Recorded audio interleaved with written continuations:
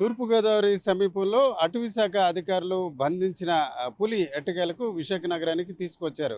దాదాపు 6 గంటల ప్రయాణం తర్వాత ఉదయం 10:30 గంటలకు తీసుకొచ్చిన దీన్ని ఇప్పుడు మనం ఉన్న మధురవాడ ప్రాంతంలో ఉన్న యానిమల్ రెస్క్యూ సెంటర్లో ఒక ఇంకా మత్తులో ఉన్నట్టు తెలుస్తుంది.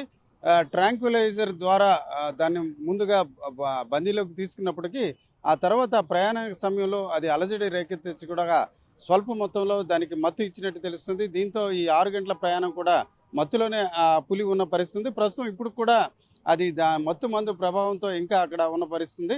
అయితే మనకున్న సమాచారం బట్టి మరొక 40 రోజుల పాటు ఈ రెస్క్యూ సెంటర్లో ఈ పులిని కొనసాగిస్తారు. దీనికి సంబంధించి ఒక వైద్య బృందాన్ని కూడా నియమించిన పరిస్థితి.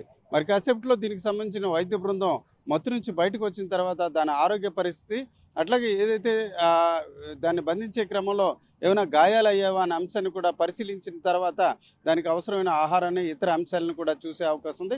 ఈ దశలో ఈ రోజు నుంచి మరొక 40 రోజుల పాటు ఇక్కడే ఉండే పరిస్థితి. ఆ తర్వాత కన్జర్వేషన్ ఆఫ్ ఫారెస్ట్ అలాగే టైగర్ కన్జర్వేషన్ అధికారులు ఒక నిర్ణయం తీసుకున్న తర్వాత దీన్ని తిరిగి మహారాష్ట్ర అడవుల్లో విడిచిపెట్టాలా లేక ఆంధ్రప్రదేశ్ తెలంగాణలోనే ఎక్కడైనా విడిచిపెట్టాలా అనే అంశంపై ఒక నిర్ణయం తీసుకునే అవకాశం ఉంది.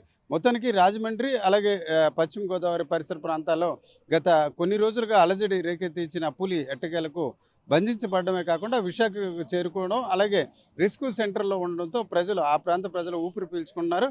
అయితే ప్రస్తుతం దాని ఆరోగ్య పరిస్థితి నిర్ణయించిన తర్వాత అధికారులు దీనికి మరొక 40 రోజుల పాటు ఆహారం అన్నీ అందించి ఆ తర్వాత పూర్తిగా దాని శక్తి సామర్థ్యాలు సాధారణ పరిస్థితికి వచ్చిన తర్వాత దీన్ని ఎక్కడికి విడిచిపెట్టాలనే అంశంపై ఒక నిర్ణయం తీసుకునే అవకాశం ఉంది. కెమెరా పర్సన్ తిరుపతితో రామచంద్ర, RTV, విశాఖపట్నం. చరిత్ర సృష్టించినోడు ఇప్పుడు ఆ చరిత్రని తిరగరాయబోతున్నాడు. అబద్ధాల గోడల్ని బద్దలు కొట్టి నిజాలను రాగా మీ ముందుంచబోతున్నాడు. నిజమైన వార్తల కోసం వెంటనే డౌన్లోడ్ చేసుకోండి రా యాప్ని.